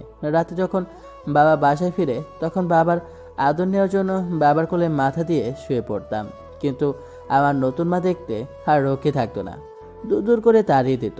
মন খারাপ করে উঠে চলে আসতাম, কিন্তু তবুও আমি কারো প্রতি অসন্তুষ্ট হই না, সবাইকে ভালোবাসতাম। কিন্তু ছোটবেলা থেকে আমি একটু আলাদা, আমার আপন মানুষের উপর আর দ্বিতীয় ভাগে মানতে পারতাম না। আর সে সময় আমার সেই দ্বিতীয় মানুষ চলে আসে। আমার নতুন মায়ের একটা ছেলে হয়, সেও বড় হয়, আমিও বড় হই। আমি তাকে খুব ভালোবাসতাম। বাবা জিনিস নিয়ে আসলে আমাদের দুজনকে সমান করে ভাগ করে দিত, কিন্তু আমার নতুন মা চাইতো সব জিনিসের প্রতি শুধু তার ছেলের হক, আমার কোনো হক নেই। সেজন্য আমার নতুন মা আমায় বাসা থেকে বের করে দেওয়ার বুদ্ধি করা শুরু করে। নানান ধরনের মিথ্যা মিথ্যা অপবাদ দিত আমার বাবার কাছে। আমার বয়স যখন 7 বছর, তখন আমার নতুন মা আর দাদু বাবাকে ডাইরেক্ট বলে দেয়, এ ছেলে বাসায় থাকলে আমরা থাকবো না। কিন্তু বাবা আমায় তাড়াতে চাইতো না, কারণ তার ভালোবাসার চিহ্ন হিসাবে আমি ছিলাম। আমাকে তার পাশে রাখতে চাইতো। আস্তে আস্তে বাসায় তোলপাড় শুরু হয়ে যায়, বলা যেতে পারে এক ধরনের হরতাল। আমি বাসায় থাকলে দাদু আর নতুন মা বাসায় থাকবে না। আমি কি করব ভেবে পাচ্ছিলাম না, আর বাবা কি করবে বুঝতে পারছিল না। কারণ নিজের বাবা বাসা থেকে চলে যাবে, আবার নিজের ছেলেও চলে যাবে, কাকে ফেলে কাকে নেবে। বাবা এক বিশাল টেনশনের মধ্যে পড়ে যায়। ঠিকমতো খাওয়া দাওয়া করতো না, সারাক্ষণ চিন্তা করতো। আর বাবার এমন অবস্থা দেখে আমি নিজেই বাসা থেকে বেরিয়ে চলে আসি। বাসা থেকে বেরিয়ে অনেক দূর চলে যায়, কিন্তু সারাদিন না খাওয়ার জন্য অনেক খিদে লেগে যায়। রাস্তায় রাস্তায় ঘুরে বেড়াই একটু খাবারের জন্য, কিন্তু কেউ দেয় না। সবাই সবাই চায় টাকা। আমার কাছে কোনো টাকাও ছিল না। ঘুরে ঘুরে যখন খাবার পেলাম না, তখন আমি রাস্তার পাশেই বসে পড়ি। পেটের খিদে জ্বালা সহ্য করতে পারছিলাম না, তাই ওখানে শুয়ে থেকে মা বলে খাতে শুরু করে দিই। সবাই দেখছিল আমায়, কিন্তু কেউ একটু খাবার তুলে দেয়নি আমার মুখে। কারণ এই ব্যস্ত শহরে যে যার স্বার্থের পাগল, স্বার্থ ছাড়া কেউ কারো আপন হয় না। আমি খিদে জ্বালায় প্রায় মৃত্যুর মুখে চলে যাই। তখন একটা বড় ছেলে এসে আমায় ডেকে নিয়ে একটা হোটেলে বসায়, আর আমায় জিজ্ঞেস করে আমি কি কি খাবো। আমার কথা বলার মতো শক্তিও ছিল না। সামনে খাবার দেখে মনে হচ্ছিল সবগুলো একসঙ্গে খেয়ে নিব। তারপরও ছেলেটা কিছু খাবার অর্ডার দেয়, আর আমি খাওয়া দাওয়া শুরু করি। অনেকগুলো খেয়ে নিই, তখন একটু শরীরে শক্তি আসতে লাগে। তারপর ছেলেটা আমায় জিজ্ঞেস করে আমি তার সাথে কাজ করতে চাই কিনা।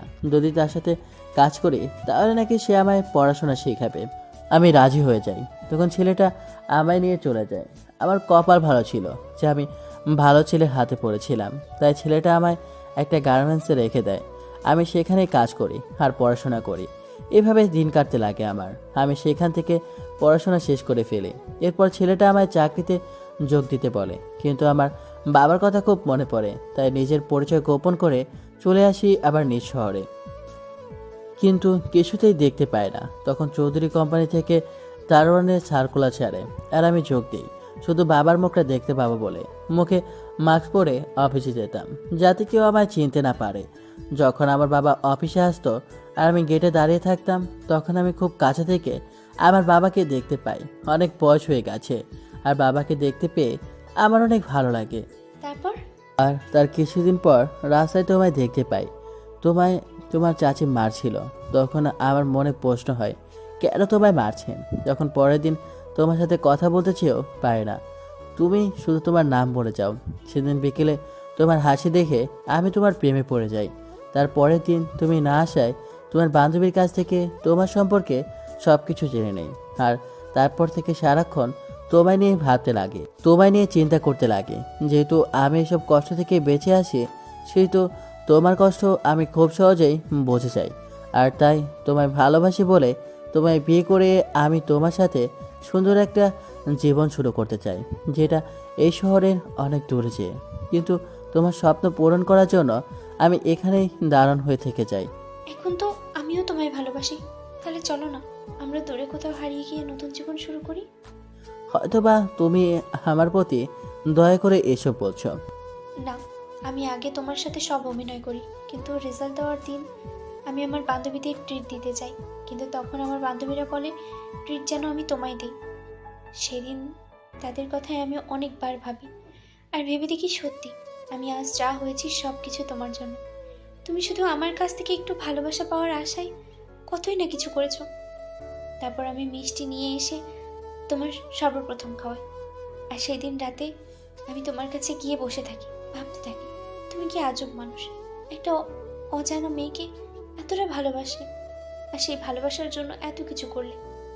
সেদিনের পর থেকে আমি তোমার প্রতি দুর্বল হতে শুরু করি, আর এখন মনে হচ্ছে তোমার ছাড়া আমি বাঁচবো না। ছুর পাকনি, আমি তোমার কিছু হতে দেব না। আমার বাকিটা জীবন তোমার জীবনসঙ্গী হয়ে কাটাতে চাই। চলো আমরা নতুন জীবন শুরু করি। তোমার কষ্ট আমি আর সহ্য করতে পারছি না, আমার বুক ফেটে যাচ্ছে। যাব, তবে একটা শেষ চেষ্টা। কিসের? আমি একদিন ডিউটিতে ছিলাম, আর তখন রনির মা আসে। তাদের দেখে আমার কিছুটা অন্যরকম লাগে। মনে হয় ওরা কিছু একটা করতে চাচ্ছে, তাই আমি তাদের ফলো করি আর জানতে পারি তারা আমার বাবাকে মেরে সমস্ত সম্পত্তি তারা দখল করতে চায়। আর তারপর আমার বাবাকে মারার অনেকগুলো প্ল্যান করে তারা। আমি একে একে তাদের সমস্ত প্ল্যান নষ্ট করে দিই, কিন্তু তবুও তারা থেমে থাকে না। তারা দলিল করে বাবার স্বাক্ষর নিতে চায়।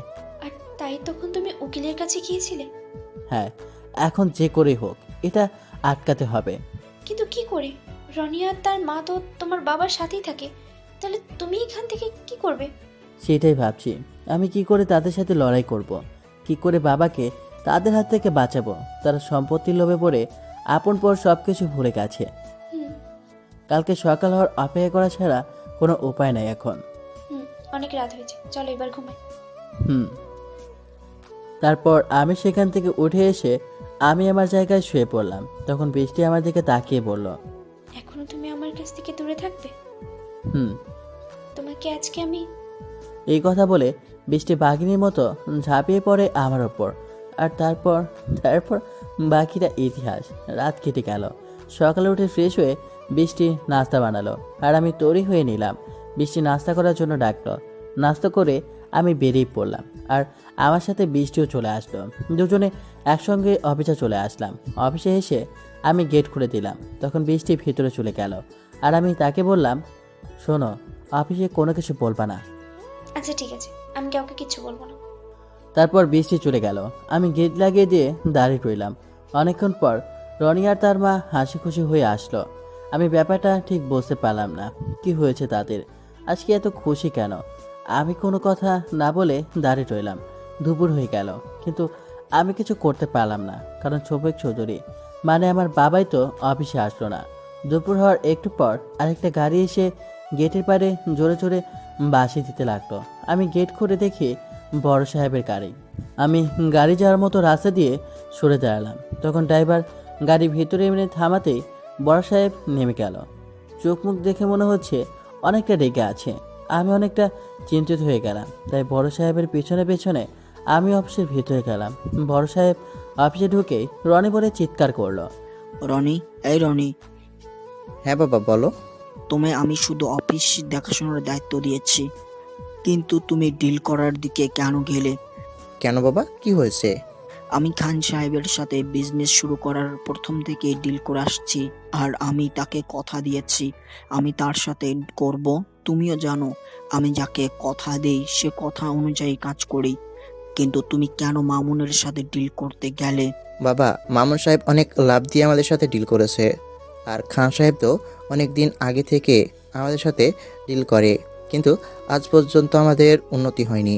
আর মামুন সাহেব দেখবে কয়েক বছরের মধ্যে আমাদের অনেক উন্নতি করবে, আর এই কারণেই আমি তার সাথে ডিল করেছি।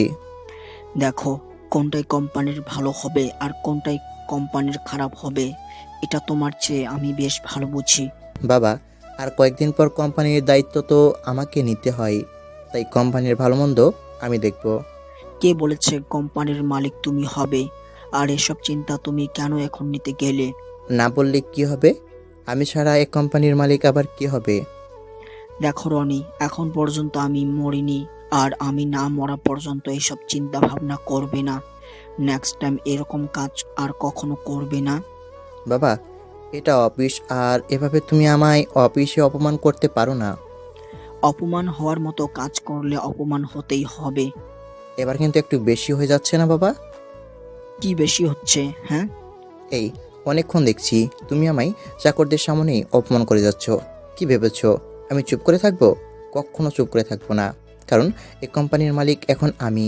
শুধু এই কোম্পানির মালিক না, আপনার সমস্ত সম্পদের একমাত্র মালিক আমি। আমি ইচ্ছে করলে এখন ঘাড় ধাক্কা দিয়ে এখান থেকে বের করে দিতে পারি, কিন্তু হাজার হলেও তুমি আমার বাবা, তাই আরও বেশি করে ঘাড় ধাক্কা দিয়ে বের করব। এই কি বলছিস এইসব? তোর কি মাথা ঠিক আছে? আমার সম্পত্তি তোর হতে যাবে কেন? কারণ এই দেখো, দলিল তুমি নিজেই আমার নামে তোমার সমস্ত সম্পত্তি লিখে দিয়েছো। কি, তুই ছেলে হয়ে বাবার সাথে বেইমানি করলি? আরে টাকা দিলে এরকম বাবা অনেক পাওয়া যাবে। টাকার কাছে দুনিয়ার সব কিছুই তুচ্ছ, টাকা হচ্ছে সব থেকে বড়। তুই এটা একদম ঠিক করিসনি।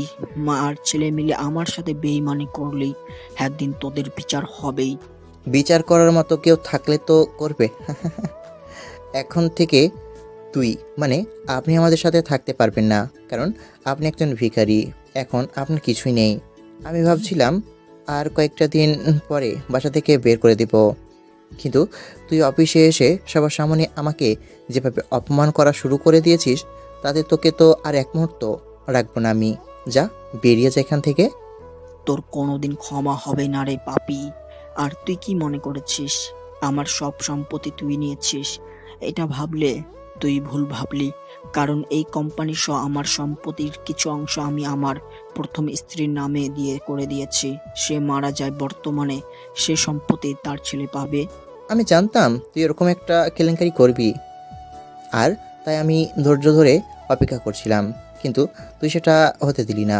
নো প্রবলেম, তোর সেই আদরের ছেলে হয়তো এতদিন মাটির নিচে চাপা পড়ে গেছে, আর তা না হলে আমাদের পাঠানো লোকেরা তাকে মাটির নিচে পাঠিয়ে দিয়ে আসবে।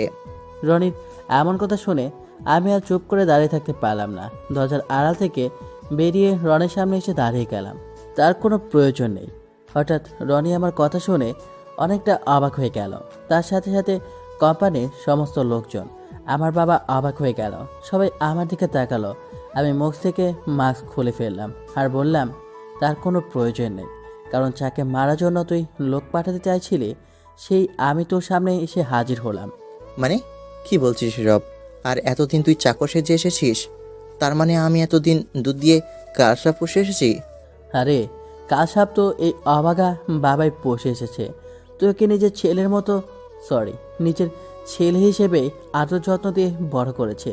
আর সেই তুই বাবার মুখে লাথি মারলি, আর আজকে তাকে রাস্তা থেকে ছুঁড়ে ফেলে দিয়েছিস। এই শোন, এসব ইমোশনাল ডায়লগ আমার সামনে পড়বি না। এই মুহূর্তে বাবা আর ছেলে মিলে এখান থেকে বেরিয়ে যা। হেই, তুই মনে হয় শুনিসনি একটু আগে বাবা কি বলল। বর্তমানে এই কোম্পানির মালিক আমি, আর তাই তুই এই কোম্পানি থেকে বেরিয়ে যা। এই আশাদুল, তুই আমার সাথে পাঙ্গা নিস না, তোকে একদম শেষ করে দেব। কথাটা আমার পক্ষ থেকে নিয়ে নে। আমার সাথে পাঙ্গা নিতে আসলে তোর এমন অবস্থা করব, নিজের মুখও আয়নায় চিনতে পারবে না। জানিস এই মুহূর্তে আমি তোর কী অবস্থা করতে পারি? তুই কিছু করার আগেই আমি তো সব কিছু করে দেব। অনেকক্ষণ থেকে তোর বড় বড় কথা শুনে যাচ্ছি, তবে আর শুনবো না, আর তোকে কখনো বলতেও দিব না।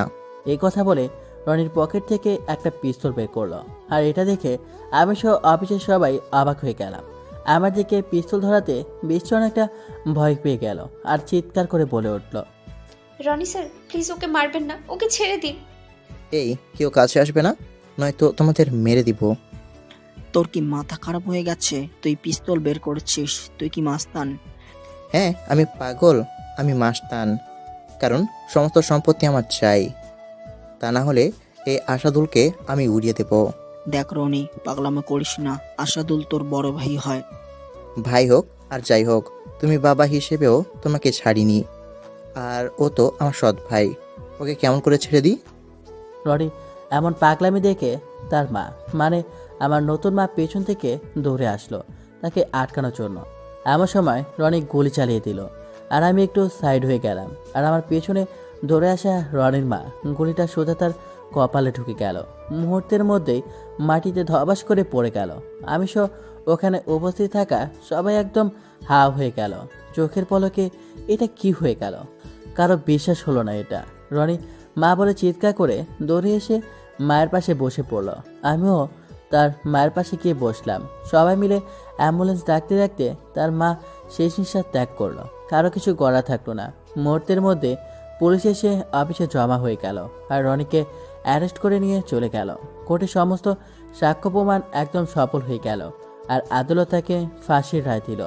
আমি সহ বাবা অনেক চেষ্টা করলাম তাকে বাঁচানোর, কিন্তু আমরা কিছুতেই কিছু করতে পারলাম না। অবশেষে রনির ফাঁসি হয়ে গেল। তার জন্য অনেক কান্নাকাটি করলাম, মনটা অনেক খারাপ হয়ে থাকলো। তার কিছুদিন পর বৃষ্টি আর আমার আবার ধুমধাম করে বিয়ে হলো।